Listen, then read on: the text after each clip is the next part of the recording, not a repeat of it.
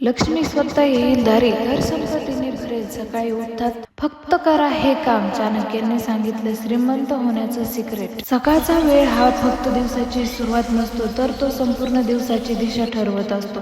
त्यामुळे भारतीय परंपरा आणि नीतिग्रंथामध्ये सकाळच्या सवयींचा विशेष महत्त्व दिले गेले आहे. आचार्य चाणक्य यांनीही आपल्या नीतीमध्ये असे अनेक व्यावहारिक नियम सांगितले आहेत, जे व्यक्तीला यश, सन्मान आणि समृद्धीकडे घेऊन जाण्यास मदत करतात.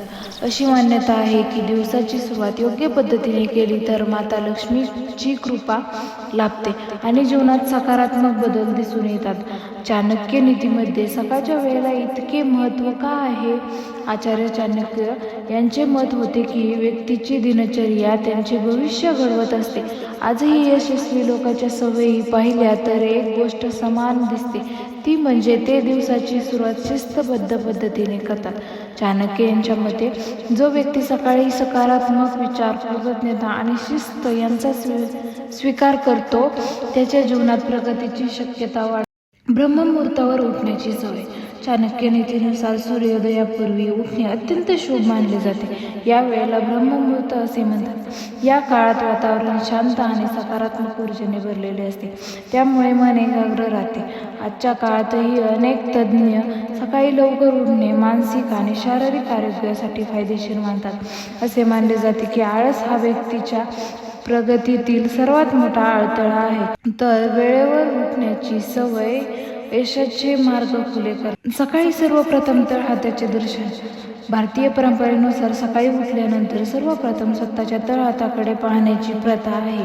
अशी मान्यता आहे की तळहाताच्या अग्रभागी माता लक्ष्मी, मध्यभागी माता सरस्वती आणि मूळ भागात भगवान विष्णू यांचा वास असतो. त्यामुळे त्या दिवसाची सुरुवात तळहाताचे दर्शन घेऊन करणे शुभ मानले जाते. ही सवय व्यक्तीमध्ये आत्मविश्वास आणि सकारात्मक विचार वाढवण्यास मदत करते. धरती मातेबद्दल आदर. अंथरुणातून उठण्यापूर्वी धरणी मातेला नमस्कार करण्याची परंपरा अनेक वर्षापासून चालत आली आहे.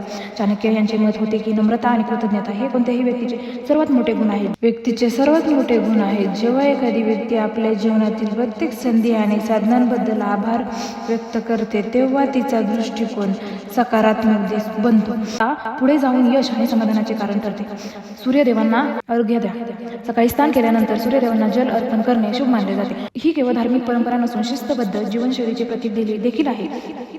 चाणक्य यांनी शिस्तीला यशाची सर्वात महत्त्वाची गुरुकिल्ली म्हटली आहे. नियमितपणे सूर्यदेवांना अर्घ्य दिल्याने आत्मविश्वास, ऊर्जा आणि कामप्राप्ती समर्पणाची भावना वाढते. नियमितपणे सूर्यदेवांना जल अर्पण केल्याने आत्मविश्वास, ऊर्जा आणि कामप्राप्ती समर्पणाची भावना वाढते. मोठ्यांचा आशीर्वाद ठरू शकतो यशाचा आधार. कुटुंबातील ज्येष्ठांचा सन्मान करणे ही भारतीय संस्कृतीची महत्त्वाची ओळख आहे. चाणक्य नीतीनुसार ज्या घरात आई वडील आणि ज्येष्ठांचा आदर केला जातो, त्या घरात सुख शांती कायम राहते. सकाळी यांच्या चरणांचा स्पर्श करून आशीर्वाद घेतल्याने सकारात्मक ऊर्जा मिळते आणि कौटुंबिक नीती अधिक मजबूत. आनंदी आणि संतुलित कुटुंब हे समृद्धीचा पाया मानले जाते. दान आणि सेवेचे महत्त्व. चाणक्य यांनी सेवा आणि दान यांनाही जीवनाचा महत्त्वाचा भाग मानले आहे. सकाळच्या वेळी पक्ष्यांना दाणे टाकणे, गरजू लोकांना मदत करणे किंवा इतरांविषयी सेवाभाव ठेवणे शुभ मानले जाते.